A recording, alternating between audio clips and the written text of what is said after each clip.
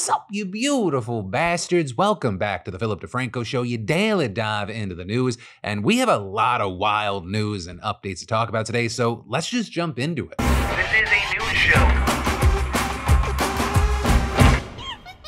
Conspiracies about P. Diddy right now are spreading around the internet like wildfire, and understandably so. All of this coming after he was arrested and charged with sex trafficking in a sweeping indictment that followed a string of similar lawsuits, and it's opened the door to tons of speculation. People questioning what celebrities either knew of or enabled or were impacted by his alleged actions. But some of the biggest theories out there right now deal with Kim Porter, a model and actress that Diddy dated back in the 90s and 2000s. She had 3 kids with him, but she died in 2018 with her cause of death eventually being determined to be lobar pneumonia. But now you have tons of people suggesting her death was actually the result of foul play. Even had Al B. Shore, who dated and had a child with Kim prior to her relationship with Diddy, calling for an investigation into her death, suggesting that she was killed because she knew about Diddy's sex trafficking and other alleged crimes. And this is he's just one of the many people saying this, but notably, all of her kids just released a joint statement yesterday condemning these claims and rumors as false, writing, "Our lives were shattered when we lost our mother. While it has been incredibly difficult to reconcile how she could be taken from us too soon, the cause of her death has long been established. There was no foul play. Grief is a lifelong process, and we ask that everyone respect our request for peace as we continue to cope with her loss every day." And adding, "We are deeply saddened that the world has made a spectacle of what has been the most tragic event of our lives. Her memory should not be tainted by horrific conspiracy theories." They also addressed reports that Kim had written a book exposing Diddy, saying that was also untrue and that, quote, "anyone claiming to have a manuscript is misrepresenting themselves." And while with that, you have tons of people supporting their statement and expressing condolences that they have to deal with this, you also have a good number of people still trying to convince them that Diddy was behind her death. Some even telling her kids that they've been brainwashed by Diddy or saying that his PR team put out this statement as part of a cover-up. And all of this is now tons of people are thinking about Justin Bieber's relationship with Diddy in a new light. Because looking back, they started hanging out when Justin was just a teen new to the industry. And while Justin hasn't spoken about the arrest himself, people are sharing old clips of Justin and Diddy hanging out and what they believe, with hindsight, show a young Justin very uncomfortable. Right now, he's having 48 hours with Diddy, him and his boy.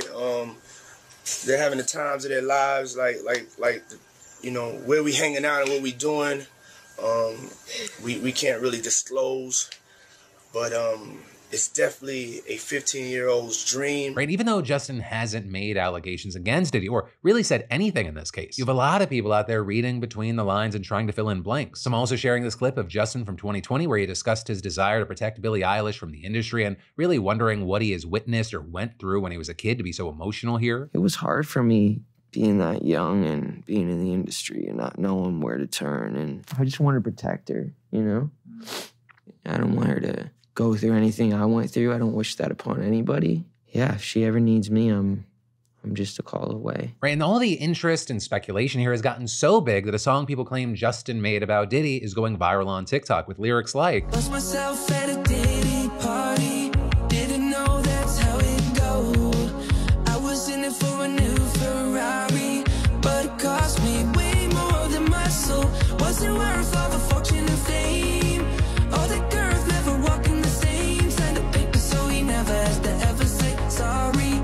Lost myself at a Diddy party." And that song has been featured in thousands of TikToks, some with millions of views. But as you may have suspected from listening to it, researchers told CBS News that the song is likely AI generated. It's not in his catalog, there is no record of him releasing it, and CBS even ran it through detection tools that determined that it was at least partially AI. And notably, all these discussions are coming as Diddy separately is now even in more legal trouble right now, with yesterday him being hit with another lawsuit, this one from a woman who claimed that Diddy and his bodyguard raped her in 2001 and recorded it. There's even more claims and allegations getting stacked up against him. We're gonna have to wait to see where things go, especially because there's no running away from this. Because while he has pled not guilty to the charges against him, he is currently behind bars. And with us obviously nowhere near the end of this saga, I think the final note that I'll hit on, and this is a good mindset to have really with any story, but when you have something that has this much attention, know that it is gonna be very messy. There's gonna be real stuff, there's gonna be fake stuff, there's gonna be speculation that's just fucking outlandish, and then there's gonna be speculation that absolutely makes sense. And it's important to have that healthy amount of skepticism and not treat everything as equally valid or the same. Because when the fake stuff gets exposed for being fake,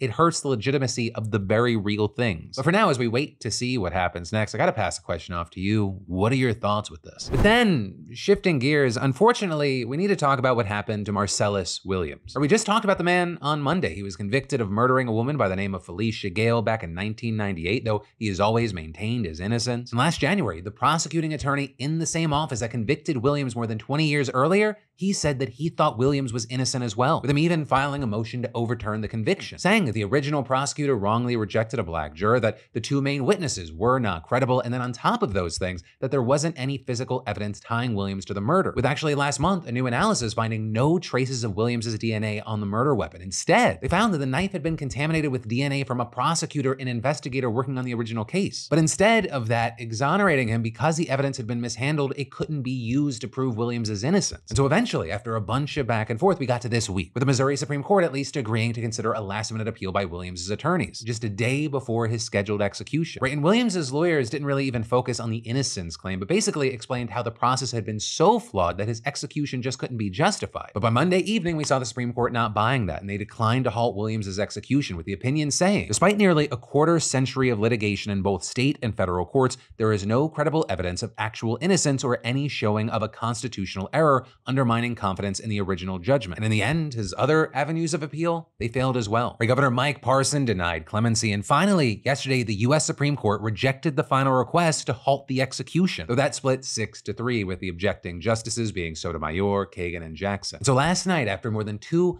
decades on death row, Marcellus Williams was executed. And one of the things with this is he is actually just one of 5 people being executed this week. The first execution was carried out on Friday in South Carolina, again after a failed appeal to the state Supreme Court, with that being a man by the name of Freddie Owens, who was convicted for a 1997 murder. And very notably there, he was killed days after a key witness in the case admitted to lying on the stand, with the witness writing in a statement to the court, "I thought the real shooter or his associates might kill me if I named him to the police." Also last night, along with Williams, there was a man in Texas who was executed for killing his infant son, though very notably there, he had waived his right to appeal and there was no claims of innocence there. And then finally, you have 2 more executions scheduled for tomorrow. In Alabama, you have Alan Miller, who's already gone through 1 botched execution, and he's being put to death for killing 3 men during back-to-back workplace shootings in 1999. And then in Oklahoma, you have Emmanuel Littlejohn, who's set to receive a lethal injection in connection to the killing of a convenience store owner during a robbery in 1992. And notably there, you have Littlejohn admitting to his role in the robbery, but claiming he didn't fire the fatal shot. And while the state's Pardon and Parole Board voted 3-2 last month to recommend that his life be spared, the governor has yet to make a clemency decision. But if the 2 remaining scheduled executions are carried out this week, it will mark the first time since 2003 that 5 were held in 7 days, according to the nonprofit Death Penalty Information Center. Plus, actually looking into it, it'll mean that the United States will have reached 1,600 executions since the death penalty was reinstated by the Supreme Court in 1976. And notably, this after executions climbed for the 2nd year in a row in 2023, with Texas and Florida accounting for more than half. Which I will say, regardless of your opinion on capital punishment in general, is something that's scary when you look at cases like Marcellus Williams and the fact that at least 200 people have been exonerated after being sentenced to death since 1973. Because it makes you wonder, out of the nearly 1,600 people who were ultimately executed, how many were innocent? And then, so Chappell Roan, right, there's been mounting backlash against her. And while there's a lot of focus on what she did today, this story actually starts over the weekend, because that is when she did this interview with The Guardian, which rubbed people the wrong way. Because while discussing politics, the election, and a potential endorsement, she said, "I have so many issues with our government in every way. There are so many things that I would want to change. So I don't feel pressured to endorse someone. There's problems on both sides. I encourage people to use your critical thinking skills, use your vote, vote small, vote for what's going on in your city." And many of her fans were immediately upset, noting that her work is inspired by drag and that she is a vocal supporter of LGBTQ+ rights, and one party specifically is working against those rights. There were people saying things like you can't play the both sides are equally bad card and pretend that the party that would criminalize our happiness is the same as the one who protects it. With some even going so far as to say she is a secret Republican. Though this, as other fans defended her, noting that her political leanings are clear even if she isn't prancing around in a Kamala tee. Noting elsewhere in that specific article, she spoke up for trans rights, and separately she invites local drag artists to her shows and has proceeds of tickets and merch go to LGBTQ+ rights charities and aid for Palestine. Right, but those defenses, it really hasn't stopped the criticisms from piling in. With that, then leading to Chappell Roan addressing all this in a video. I have encouraged people to use critical thinking skills, learn about what they're voting for, learn about who they're voting for, and ask questions. And it's being completely taken out of context, per usual. There is nuance to what I say in interviews. I think it's important for me to question authority and question world leaders and question myself. Throne going on to say that she wants to be part of the generation that changes things for good, and also adding that anyone who knows her work or reads her interviews knows what she stands for. Actions speak louder than words, and actions speak louder than an endorsement. No, I'm not voting for Trump.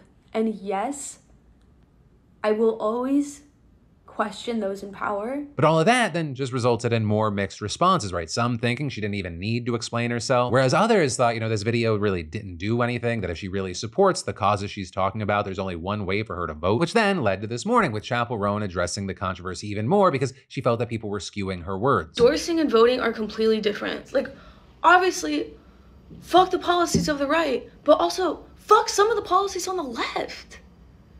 That's why I can't endorse.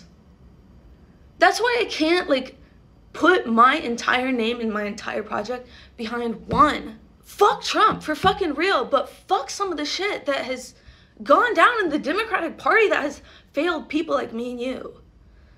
And more so, Palestine. With Roan saying she can't stand behind what she called the genocidal and sometimes transphobic views on the left. And with all that, saying she doesn't want to settle for the options in front of her and she won't feel bad about that, but also saying, so yeah, I'm voting for fucking Kamala. But I'm not settling for what has been offered because that's questionable. So if you look at my statement and you're still like, she's just playing both sides, like she doesn't want to, no, you're not getting it.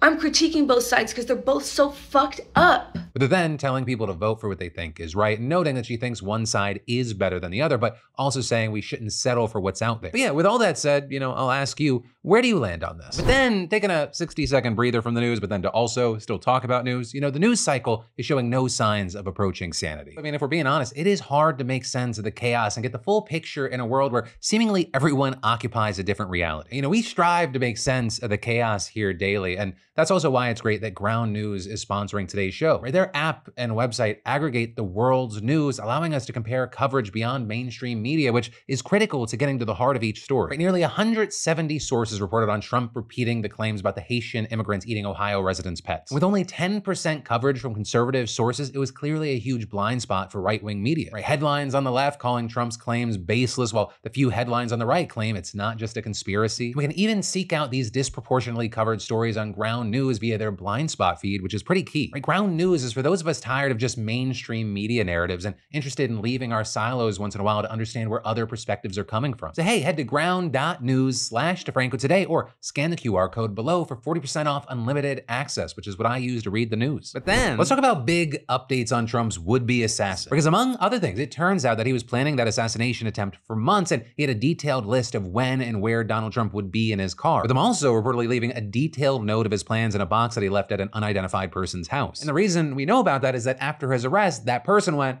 I should probably look into this box. And on top of all that, the would-be assassin has finally been slapped with actual charges related to the assassination. And I know that sounds weird because obviously that was his intention, but he was initially just held on some firearms violations, which also, I will say, is pretty normal. Prosecutors often use more easily provable charges to hold someone as they gather more evidence for the more serious charges. And I mean, in this case, he was caught red-handed with firearms on him despite multiple felony convictions that ban him from owning one, so that was pretty cut and dry. But either way, right, this guy is looking at life in prison, and considering he was caught in the act, it's a pretty slam dunk case. But also, his actions may actually put multiple people in prison, although not exactly for helping him. Because you see, there's actually a pretty crazy plot twist to all this. Right? As part of their investigation, the FBI also raided the home of his son, Orrin, with them looking for more evidence of his father's intentions, and during that, they took 2 mobile phones that Orrin had. With them getting warrants for those phones, and quote, a review of the SD card located in device 1 revealed that it contained hundreds of child pornography files. And adding, these files include videos from a known child pornography series created outside the state of North Carolina. They also found apps that they say pedophiles use to communicate with one another to make this content, although we don't know what those apps are at this time. So this entire thing is kind of turned into a 2-for-1 for the FBI. But a would-be assassin behind bars and get rid of a pedophile who is actively looking for content. So I guess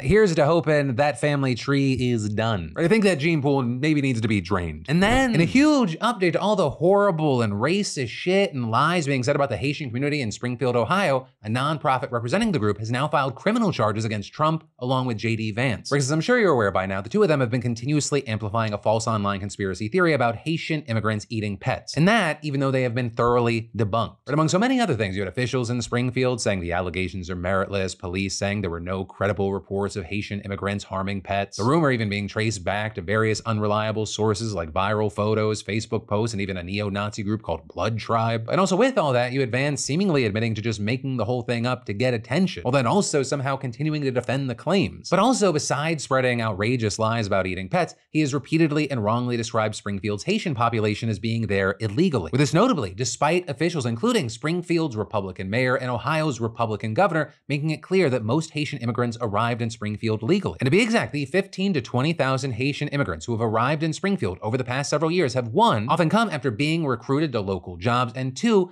been granted temporary protected status to be in the US legally. And while Vance acknowledged their status, he also still said he'll keep calling them illegal. And now a spokesperson for the Trump campaign has done it again, responding to this case by saying President Trump is rightfully highlighting the failed immigration system that Kamala Harris has overseen, bringing thousands of illegal immigrants pouring into communities like Springfield and many others across the country. And so now with all that, you have the attorney filing the action on behalf of the Haitian community group saying Vance's and Trump's persistence and relentlessness, even in the face of the governor and the mayor saying this is false, that shows intent. It's knowing, willful flouting of criminal law. But that said, right, it's not just about the lies, right? The case that they're making is about the harm that these lies have caused. You can't cry fire falsely in a crowded theater, and you similarly can't persistently and relentlessly make false statements that you know your megaphone causes other people to go bananas. With a legal filing describing Trump and Vance's rhetoric as an orchestrated campaign of lies that spread a false narrative that Haitians in Springfield are a danger. With it then going on to say many public institutions have been forced to evacuate and vital local resources were diverted to investigate the barrage of threats to the community. And actually to that point, there's been more than 30 bomb threats leading to evacuations of schools and government buildings. And then, of course, there's been violence and threats against Haitian residents themselves, with the FBI now looking into some of them. And so specifically, the Haitian group is charging the two of them with disrupting public services, making false alarms, telecommunications harassment, and a couple of other things. Plus, they're asking the Clark County Municipal Court to affirm that there is probable cause and issue arrest warrants against Trump and Vance. With the attorney saying if it were anyone else other than Trump and Vance who had done what they've done,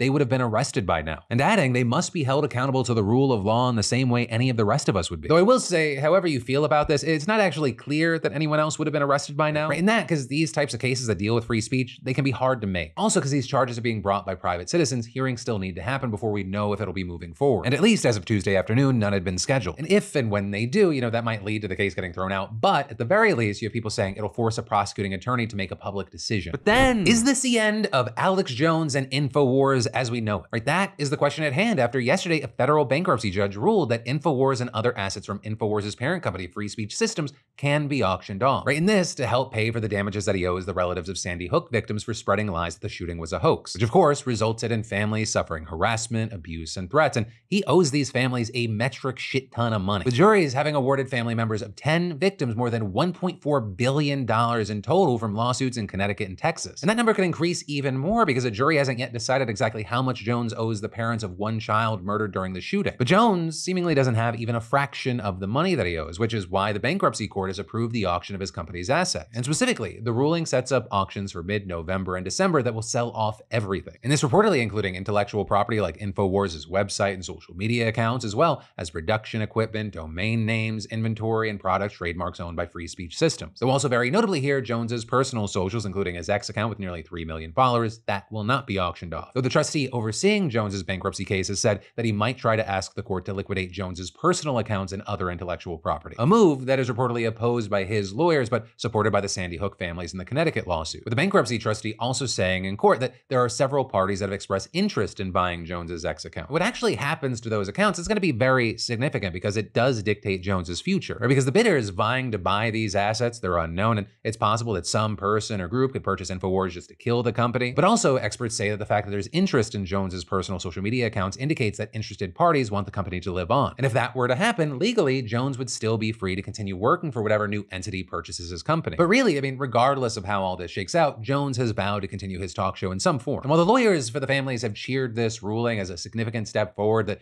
brings the families closer to their goal of holding him accountable for the harm that he's caused, you have others saying, the victory appears to be mostly symbolic, because ultimately it'll only pay the families a fraction of what Jones owes them. And according to the New York Times, court records show that Jones's personal personal and business assets combined are worth less than $10 million. And then even that pot will be cut down before it can be doled out to the families because his lawyers and other bankruptcy officials who have racked up millions in fees and expenses will be paid first, with court filings indicating that just $8 million will be distributed to the families by the end of this process. In fact, the Times reported that this asset sale is probably the least lucrative option for the family members, though its potential for shutting down InfoWars appealed to some. Right? Lawyers for the relatives of 8 victims who sued Jones in Connecticut wanted the company to be shut down entirely and have its liquidated assets distributed among the family members. And lawyers for families who sued in Texas, they wanted a settlement where Jones would be forced to pay them a chunk of his future income over the next decade, which would likely result in each relative getting more money, with that deal also banning him from speaking about the shooting ever again. But then, in probably the least surprising news of the day, there are a ton of updates on the situation between Israel, Hezbollah, and Lebanon. And as many people have feared, the conflict just continues to heat up, with both Israel and Hezbollah trading even more fire. Right over in southern Lebanon, there have been almost non-stop strikes for days now, with Israel targeting Hezbollah facilities and leadership, with it even managing to kill the head of Hezbollah's rocket program, meaning that it decapitated a significant number of Hezbollah's leadership. And Hezbollah has continued to respond with its own rockets. And now they're even targeting Tel Aviv for the first time since fighting began, which is a notable uptick in its response. And that's because unlike the rest of northern Israel, which does have communities but is relatively sparsely populated, Tel Aviv is a major city. However, Israel managed to intercept the missile with its Iron Dome defense system, so no damage was done to the city and there were no casualties. However, other parts of Israel weren't so lucky and they were heavily damaged. But at the same time, the people in Lebanon, they went through a different situation, especially those living in the southern part where Hezbollah is in de facto control.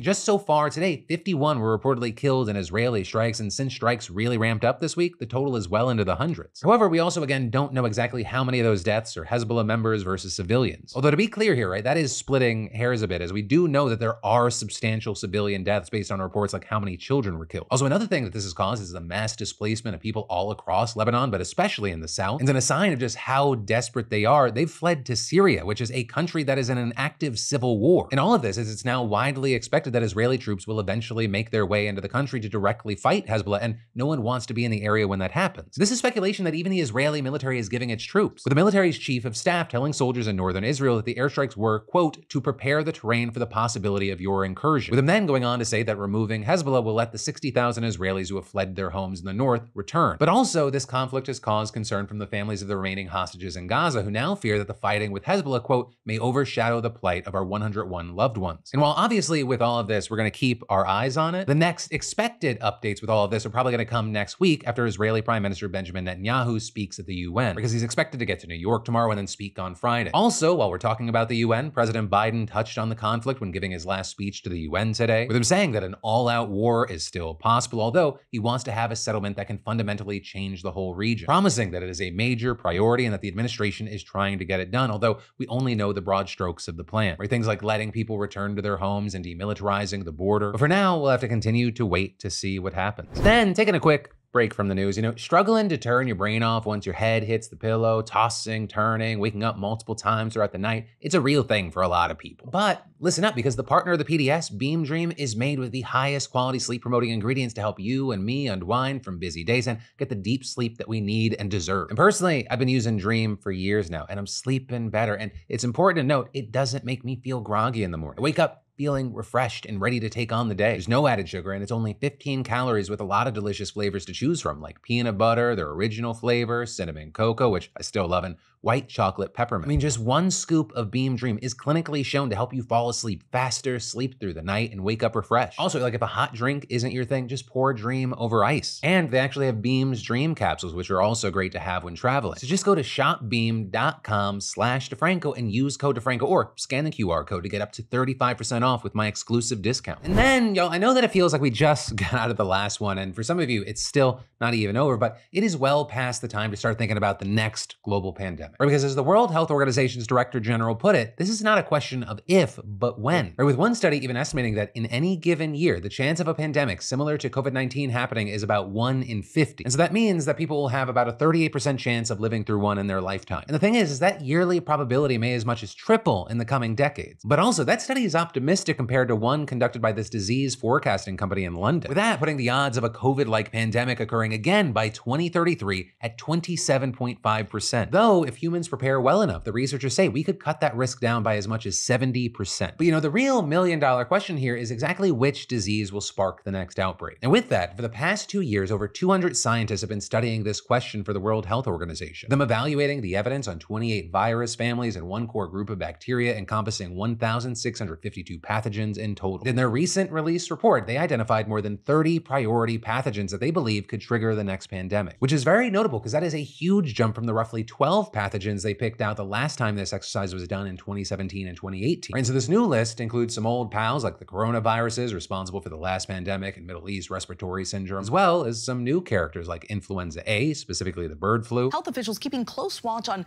how much and how fast it's spreading. Monkeypox. The World Health Organization declared it a global health emergency. And dengue fever. Up more than 230% from last year. And then, of course, there's Disease X, which sounds really scary, and it may or it may not be. It's just the WHO's placeholder term for any pathogen that we've never seen before, either because it doesn't exist yet, or it's hiding somewhere in the world that's under monitor. Probably a resource-scarce yet biodiverse region, which might harbor novel pathogens that are just waiting for humans to come along and chop down the rainforest so they can get out. Now, though obviously the features of Disease X are only hypothetical, we can make some guesses based on how diseases usually become pandemic. So, for example, it'll probably be a virus, it'll probably spread through respiration, and it'll probably jump from an animal to a human. Though it could also be a pathogen already in humans that just mutates to become much more transmissible, which, really in either case could be the stuff of nightmares, right? Certain viruses like H5N1, Nipah, and Ebola, for example, they're many times more fatal than the coronavirus, but luckily right now they're not very transmissible. But if one of those suddenly spreads super fast, it's a fucking nightmare. And so how do we prepare for a disease we haven't even identified yet? Well, the World Health Organization came up with a solution that it calls prototype pathogens, right? Basically, these are single pathogens that are meant to represent entire families of pathogens. So in theory, scientists can prepare for each of those, and then hopefully when Disease X does emerge, it'll be close enough to one that we already have. And notably, this is not a new strategy. In fact, it kind of worked for COVID-19, right? Because of what was learned during the MERS epidemic in 2012, BioNTech and Moderna had a COVID vaccine candidate ready within days in 2020. And specifically, they better understood how to stabilize the spike protein so it produced the appropriate antibodies. And maybe if we had also done even more basic R&D for the family of pathogens in general, we might have been more prepared for the outbreak. Because it's not just vaccines that we can get a head start on. Scientists are also aiming to develop broad-spectrum antiviral drugs and monoclonal antibodies. And to further those efforts, the WHO is seeking to establish a global collaborative open research consortium of each pathogen family. So hopefully, researchers from all different parts of the globe could put their giant brains together and share knowledge. Also, notably, the WHO's 194 member states were supposed to wrap up 2 years of negotiations on a historic pandemic preparedness treaty back in May, but thanks to disagreements mainly between rich and poor countries over financing, enforcement, and intellectual property rights, there's still no deal. Meanwhile, in April, the Biden administration released its new global health security strategy, a plan that's meant to roll out over the next 5 years, with it announcing that the US has expanded its health security partnerships from 19 countries to 50, which in theory would make cooperation on testing, surveillance, and pandemic preparedness generally easier. But pretty much everything that we've talked about so far are just the preconditions for an effective pandemic strategy, which consists of 3 things: prevention, detection, and response. Right, so the first step, prevention, basically entails doing everything we can to make disease outbreaks less frequent, which generally means reducing or controlling all the ways that humans fuck with nature, like deforestation, mining, disruptive land use, the wildlife trade. Because when we encroach on or destroy animals' natural habitats, that brings more of them into contact with more of us. Also, it stresses them out, which then makes them more likely to get infected with viruses and spread them to us.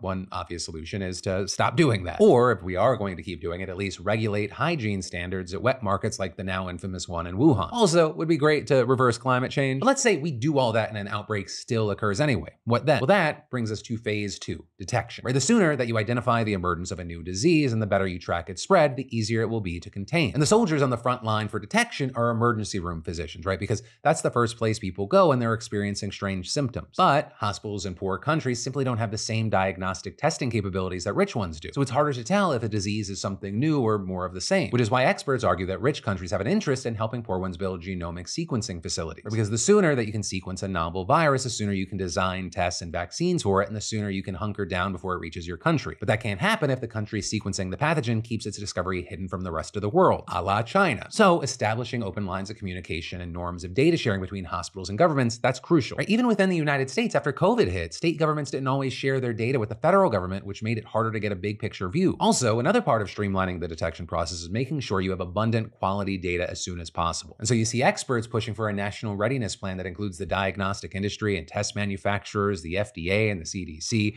private insurers and Medicaid, pharmacies and community centers. Because you don't want to be negotiating contracts and figuring out who's doing what in the middle of a crisis. It's better to have this stuff settled in advance. But in the event that prevention fails and containment does not work, you move on to step 3. Response. And I really don't need to tell you what that means because you lived through it, right? The lockdown, school closures, remote work, social distancing, contact tracing, etc., etc. And if we dipped our toes into the debate over how effective each of those policies were and what we should have done differently, we would be here for another hour. So instead, I want to focus on some of the straightforward stuff that we could do right now to make the next pandemic response easier. Starting with a really simple one, increase funding for public health. Right, what we often see is that money actually does solve almost everything. Whether it's shoring up hospital capacity, ending the healthcare workers shortage, or stockpiling equipment like ventilators. Also building up domestic manufacturing capacity for stuff like masks would insulate the United States against supply chain bottlenecks outside its borders. Then we could update building codes and subsidize property developers and owners to install better air filtration systems everywhere. Finally, there's the capstone to any good pandemic response, a vaccine. Right, as impressive as the rollout of the COVID shots were in wealthy countries, it took years for the rest of the world to obtain doses, which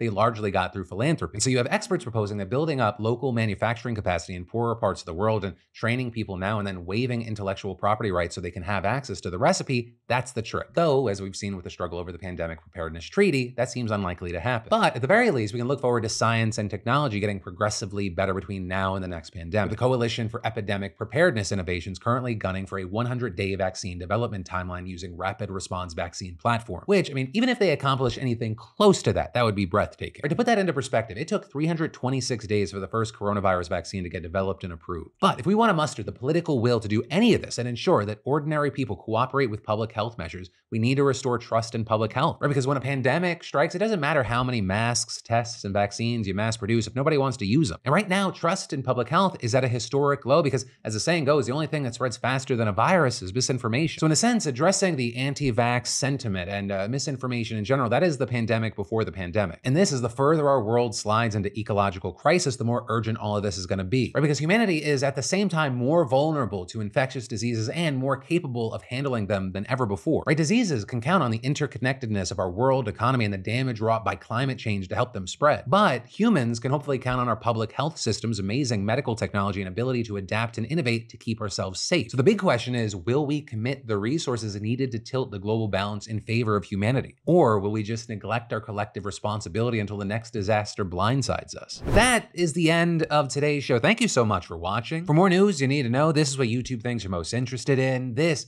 is the most recent video. That is, unless this is currently the most recent video. But either way, make sure you're subscribed, and I'll see you right back here tomorrow.